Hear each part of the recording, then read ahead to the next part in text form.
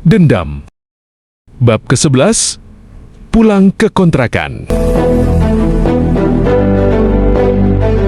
Mobil baruku telah terparkir manis di depan kontrakan sederhana tempat tinggal keluarga kecilku. Aku sangat merindukan mereka berdua.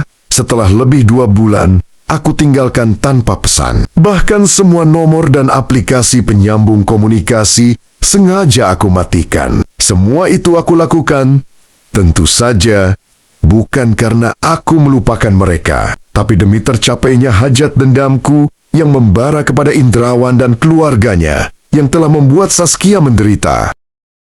Sejenak aku perhatikan wajah penasaran bercampur ketakutan yang terpancar dari wajah Neni, istriku. Saking waspadanya ia memegang tangan Diva putri kami erat-erat. Mungkin menyangka aku adalah perampok atau penculik anak-anak yang lagi marak dewasa ini. Apalagi pandangan mata mereka tidak bisa menembus ke dalam mobil karena kacanya telah aku lapisi kaca film yang sangat gelap. Tanpa menunggu waktu lagi, aku segera turun dan melangkah menuju teras sempit rumah kontrakan. Diva, kupanggil nama putriku yang manis, namun ia malah memandangku bingung. Demikian juga dengan Neni. Wanita itu malah mengernyitkan dahinya dan tetap memandang waspada kepadaku. Oh iya, aku lupa. Neni dan Diva pasti tidak mengenaliku karena penampilanku sekarang sungguh sangat berbeda dari saat aku meninggalkan rumah lebih 2 bulan yang lalu. Saat itu aku pergi dengan memakai pakaian murah, walaupun itu baru aku beli khusus untuk menemui Diana. Dan bukan penampilan dan styleku saja yang berubah. Warna kulit dan kehalusan wajahku kini sudah setara dengan bintang film India. Karena Diana selalu membawaku ke salon tempat permak, face dan body, serta aku tidak pernah lagi kerja kasar di bawah terik matahari. Tubuhku kini selalu ditempatkan di ruang sejuk ber-AC. Aku ibaratkan pangeran kodok yang disulap menjadi pangeran surga. Aku tersenyum menatap Neni dan Diva. Kubuka kacamata hitamku dan langsung memanggil nama putriku. Diva. Begitu mendengar suara dan melihat wajahku dengan jelas, Diva segera berlari menyongsongku kemudian menghambur ke pelukanku. Ayah, pekik Diva sambil tertawa dalam pelukanku. Sementara Neni terpana sambil menutup mulutnya yang menganga. Wanita yang kucinta itu syok tentunya. Bang, ini beneran abang? Tanyanya tidak sempurna percaya. Ya, ini aku suamimu, seruku sambil mendekati Neni. Kami berpelukan di teras sebelum masuk ke rumah kontrakan yang panas dan lusuh. Aku sulit percaya, Bang. Abang sangat berubah sekarang, sudah seperti bos saja. Komentar Neni begitu kami bertiga sudah duduk berkumpul di lantai yang beralaskan karpet plastik kualitas paling rendah. Hanya 15.000 saja karpet itu per meternya. Aku tersenyum mendengar komentar istriku. Walau penampilanku berubah, tapi hatiku tidak. Aku masih suamimu dan ayah Diva. Ucapku mengerling mesra kepada Neni.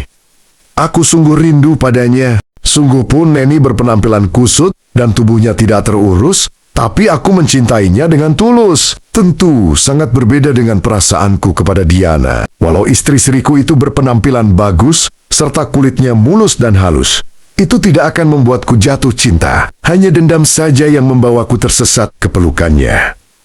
Kok abang bengong, Bang? Tanya Neni, melihat aku terdiam. Diva masih saja berada dalam pelukanku. Tidak. Aku hanya memikirkan tempat yang layak untuk kalian. Jadi aku berpikir akan membangun rumah di kampung yang bisa kalian tempati bersama ibu dan Saskia. Sahutku lalu menatap wajah Neni untuk memastikan reaksinya. Membangun rumah? Uang dari mana, Bang? Abang tidak bekerja macam-macam kan? Seperti merampok atau menjual narkoboy? Tanya Neni terbata, mungkin takut aku tersinggung. Tidak, Neni. Gelengku menyahuti Neni.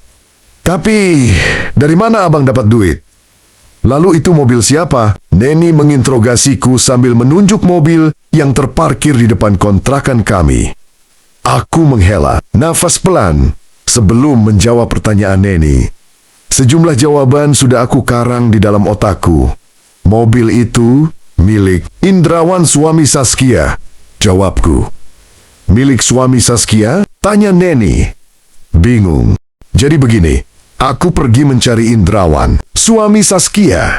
Ucapku mulai membaca hasil karangan yang sudah beberapa hari yang lalu aku persiapkan. Neni terlihat langsung sumringah mendengar kalimat awalku. Lalu gimana bang? Tanyanya makin semangat. Indrawan memberiku pekerjaan yang bagus dan sekaligus menitipkan uang dan barang-barang untuk Saskia. Bohongku. Alhamdulillah, Pak Indrawan masih ingat sama Saskia ya bang? Jawab Neni terlihat lega dan bahagia. Neni memang sangat menyayangi Saskia dan juga ibu. Hal itu pula yang membuatku tidak mungkin berpaling darinya. Apalagi Neni adalah anak yatim piatu dan tidak punya keluarga dekat selain kami. Terus Pak Indrawan tidak mau pulang bang? Kan kasihan. Saskia yang selalu teringat suaminya. Sambung Neni. Belum bisa sekarang, Neni. Indrawan harus mencari waktu yang tepat untuk menemui Saskia. Kita kan tahu kalau ternyata Indrawan itu masih punya istri sah. Kalau sampai Indrawan nekat menemui Saskia, bisa saja istri sahnya itu melaporkannya dan Indrawan bersama Saskia bisa dipenjara. Uraiku memperlebar zona kebohongan namun menyampaikan pengetahuan yang benar. Dipenjara? Pekik Neni agak histeris. Iya. Kan sekarang sudah ada pasalnya yang bisa menuntut pasangan yang menikah lagi tanpa izin pasangan sahnya. Sahutku menjelaskan, pengetahuan ini baru saja aku dapatkan 2 minggu lalu. Oh, mulut Neni membulat dan mengangguk tanda mengerti. Ia kemudian tercenung beberapa saat. Kasihan Saskia ya bang? Ia tertipu pada penampilan Pak Indrawan yang so alim. Nah kini urusannya jadi ribet, ucap Neni dengan nada prihatin. Aku menghela nafas dalam. Aku sadari semua ini juga atas salahku dan kebodohan kami semua. Masalah pasal dan undang-undang manalah kami tahu. Tapi mulai aku ke kota, aku bertekad untuk belajar banyak hal.